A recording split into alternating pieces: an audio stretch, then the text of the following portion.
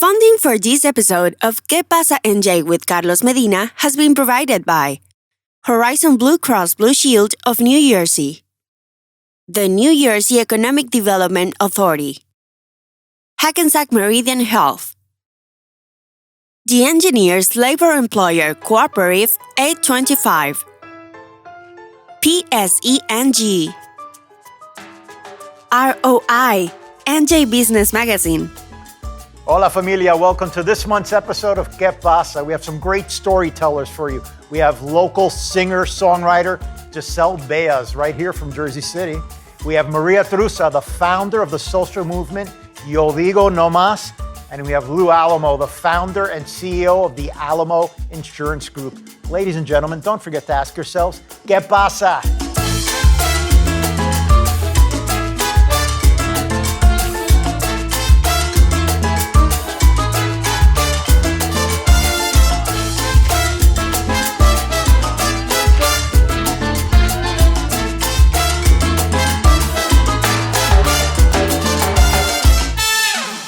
And our first guest is Giselle Bellas, singer, songwriter, and activist. Welcome to Que Pasa. Oh my gosh, thank you so much. So happy to be here. Jersey City's own. Yes, Jersey City. Yeah, I love Jersey City. Ever since I got here, I've just been so happy. It's such a great community of people and artists. Jersey City's pretty awesome. I think everyone knows that now, though. It used to be like kind of a secret. Now it's not a secret at all. It's not a secret. The cat's out of the bag. It's out. Yeah, everyone knows. So tell me your family's immigration story from Cuba. Yeah. So my grandmother, there's this thing where you basically like win the lotto and you get to bring just your immediate family. And I believe she had maybe a day or two to pack up all her stuff. And, they just dropped her off in California. So she was dropped off there. And she experienced an earthquake, and she had never experienced that before. And so she took, her, at the time, 5 children, and they drove cross country to Miami, where everyone else was. Some people got dropped off there, and her siblings were there. So, yeah, and then my grandfather followed, apparently, in a car with a bunch of chickens in it. So that's the story I've been told. And yeah, they didn't look back. They do not miss the earthquakes for that very brief period of time. Just got dropped off. And what brought you from Miami to lovely Jersey City? Opera, actually. Opera. Yeah, opera did that. And I was traveling all the time. I had won a competition where I'd sang at Carnegie Hall, and I just kept coming back. And my mom was not very happy about it, how Cuban parents can be. But I came and I didn't look back. I used to work at the Met Opera in the gift shop, like working with the music buyer. And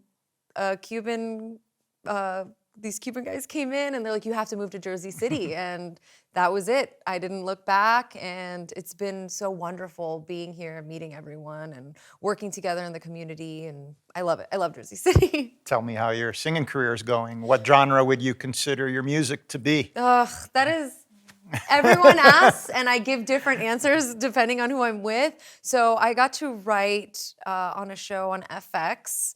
My producer invited me and they said, they want you to write an opera. And I was like, okay. And I started, working on that show, not singing opera after that. And I've been exploring different genres. I've been called pop noir. I'm a little theatrical. I think that comes from the opera background.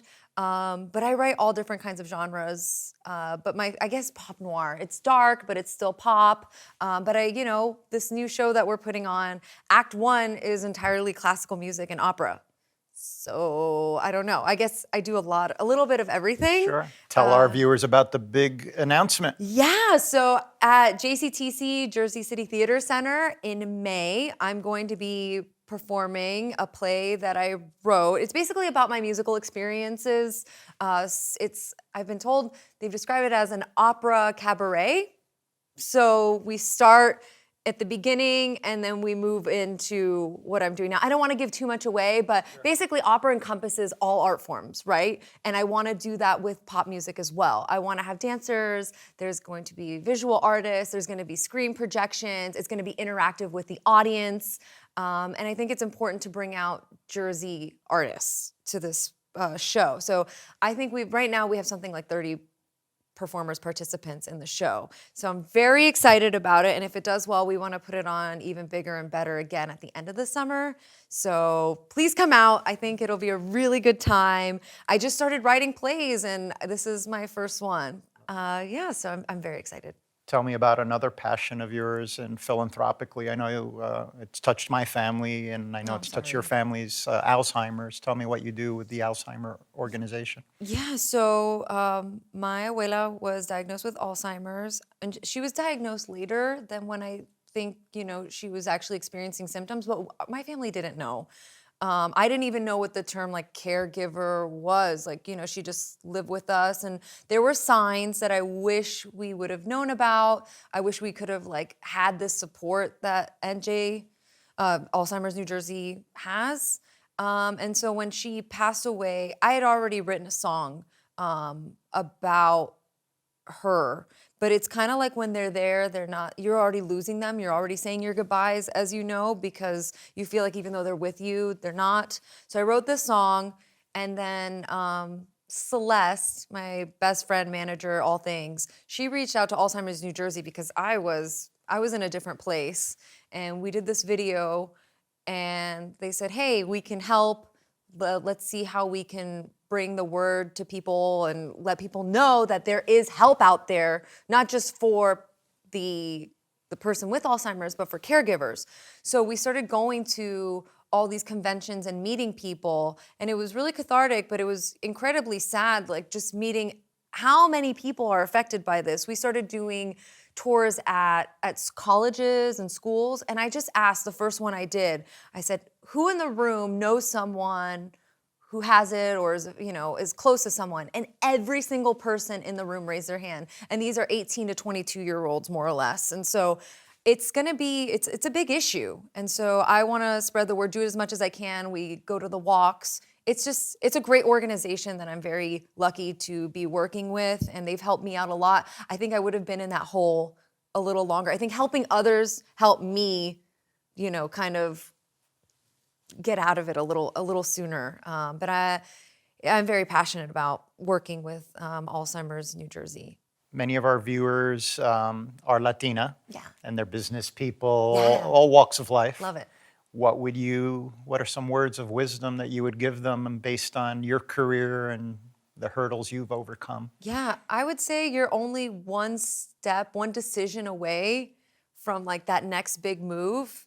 And even when you feel okay, all these little decisions, what are they adding up to? You never know, what decision is gonna open up a door. And that's what I have to keep reminding myself, honestly, because I'm not perfect either. I have my ups and downs, but connecting with people, having real connections, and just don't give up. That's really the thing. The person next to you, the only difference, where they are, it's that they didn't give up.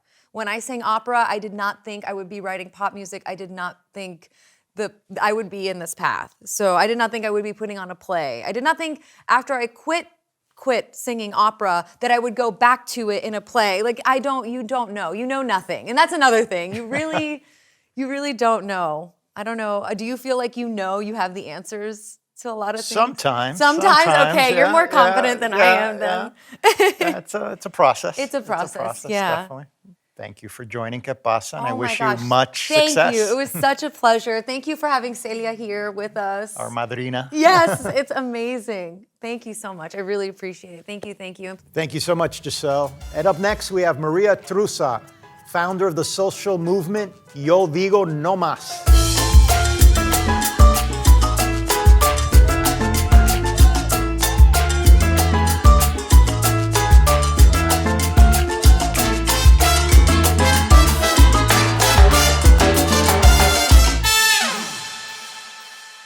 Welcome back, and our next guest is the founder of the social movement Yo Digo No Más, Maria Trusa. Welcome to Que Pasa. Carlos, thank you for having me here. It's an honor to be with you. Thank you. Tell me a little bit about your immigration story from the Dominican Republic. So I had an there's many interesting immigration stories. I believe each one of them is. I was 15 years old when I came to the United States. and could not speak English at all. That was the biggest challenge. You know, you leave the DR. I love the Dominican Republic, even though the first decades of my life in the Dominican Republic was quite challenging and very traumatic. But coming to the United States, I did have this feeling that I was going to do something big. I remember when the doors of JFK opened up, it was the first time that I saw doors that actually opened without you having to open it. And I felt that I came to the land of opportunities and not really realizing what I was going to end up doing, but definitely extremely excited to be in the United States with my family. My mom was here. You know, she started moving mountains and she taught us how to move mountains. And the first mountain that she moved was to leave her children and be able to come to the United States to try to bring us all. And it was a process that took time, and it was a painful process. But we were able to unite here eventually and create a beautiful life. And tell me, you worked many years at the Scarsdale Medical Group. Tell me about that experience and what brought you into the medical field. I always wanted to be a doctor. It's in my family, there's many doctors, so that was my childhood dream. But I got married when I was 17. I got married to a Dominican man, machista. But I'm not saying that all Dominican or Spanish men are machistas, because that's not true, but I just happened to marry one. And I had a child at the age of 20, and I realized that dream of going to medical school was not going to happen. So I became a medical assistant. And as a medical assistant, I took an opportunity at Scarsdale Medical Group. So I'm dealing with a wealthy community, and I created a career at Scarsdale Medical Group as a medical assistant. I went to medical assistant school, then became a medical assistant, and believe it or not, 4 years later, I was the executive director, and I had a career of 26 years at Scarsdale Medical Group. Amazing. And fast forward to today, you're the CEO of Forme Medical Group? CEO of Forme Medical Center and Urgent Care. And I decided after 26 years of having an amazing job that I was going to focus on bringing healthcare to the uninsured community, especially the immigrant community. Unfortunately, in the United States, our immigrant community, if you're not legal, you're not going to get health insurance, even if you can afford it. So my main focus was, how do I bring dignified care and culturally sensitive medical care to this community? So bilingual, everybody speaks Spanish. Currently, I have over 30,000 patients. Wow. It's a medical center. We have internal medicine, gynecology, podiatry, neurology, and we also have it in urgent care. And I can tell you, during the pandemic, we ended up doing over 100,000 COVID testing. And I feel extremely blessed that I had that opportunity to show up for our Latino community during tough times. Tell me about your movement, Yo Digo No Más. I say no more? I say no more. No more. Yo Digo No Más is, I would say, my legacy. It is a movement that brings awareness to what I call the silent pandemic of sexual abuse of our children. This is, sexual abuse of the children is something that has been normalized.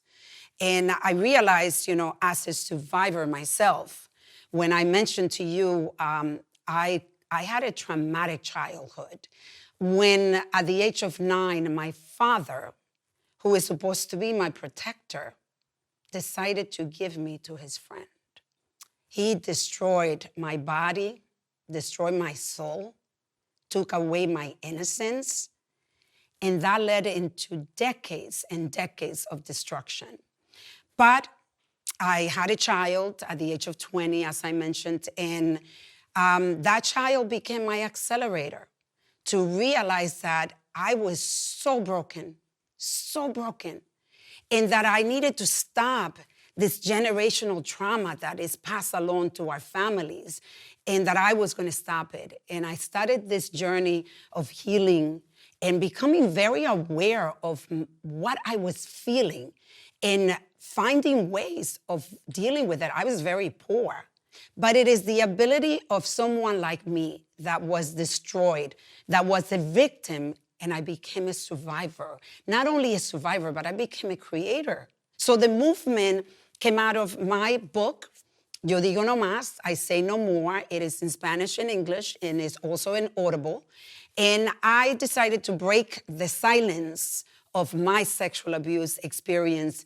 And my son was the one of my sons asked me, Mom, please tell your story, because there is women and men that needs to hear it and understand that you don't have to be stuck in victim mode. And the movement now is a movement that is bringing awareness. We have a talk show, over 300,000 views in YouTube. But the biggest thing that we're doing is we are bringing a curriculum to the school district that is going to be teaching children how to protect themselves from sexual abuse, because over 93% of the abuse happens at home. Carlos, there are every 9 minutes a child is sexually abused in the United States. Only 30% get reported. That's why I call it the silent pandemic of sexual abuse. We are also bringing a series of books. We're going to teach parents how to talk to their children about sex, about their parts. And education is going to bring prevention. And we're bringing healing through people telling their story, breaking the silence. This is not Maria Trusa's movement. This is your movement. This is our movement. The silent pandemic needs to stop. We need to stop from letting people abuse the children and taking their innocence, that God-given gift to them, because life becomes 10 times harder when your innocence gets stolen. And we need to unite. We need funding for the movement, so I urge you to please go to yodigonomas.com and join us on this effort by donating every $1. It doesn't matter, whatever you can do. You want to participate? Let's join together. I know together we could break the chains of sexual abuse that are destroying our families, Carlos. I understand you wear a lot of different hats. You're not busy enough, but also as part of your health plan, of your health, mind, and body, you do triathlons. So tell me a little bit about that. So I started taking on, I love taking care of my body. My body is my temple. Physical challenges that you put on yourself leads you into being able to create the life that you want. It affects different pillars of your life. I look at my life as pillars that I am creating harmony. And if I can excel my body, then I'm excelling my mind, and it falls into the other pillars of my life. So, that's amazing. Limit crusher. Limit crusher. Well, thanks for joining us. You're an inspiration, and keep on crushing those limits, Maria. Carlo, thank you so much. It's truly an honor. And up next, we have Lou Alamo, owner of the Alamo Insurance Group.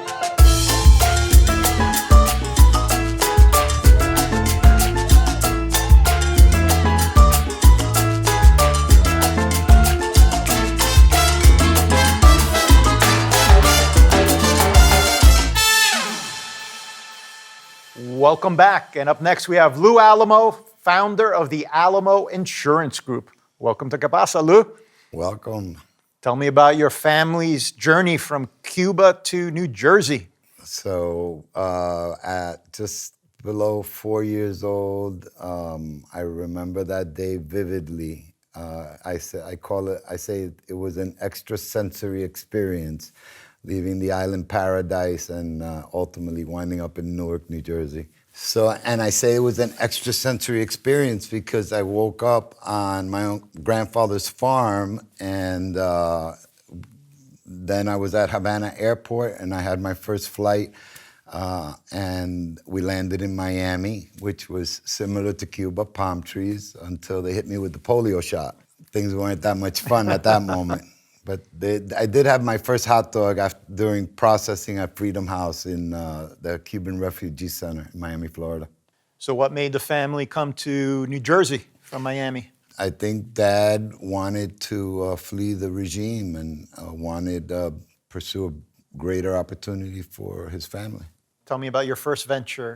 I know your dad was in the clothing industry, so you worked with Dad. It was a very popular store. I remember shopping there as a child. My dad was a very good businessman with very strong entrepreneurial spirit. His first job was at Miami Shoes on Bergenline Avenue, where they provided him an opportunity. They put bounty on shoes that weren't selling, so after hours, my dad would tie up those shoes in twine and go door to door selling them. I remember days my dad would come home with blood on his fingers from carrying the shoes.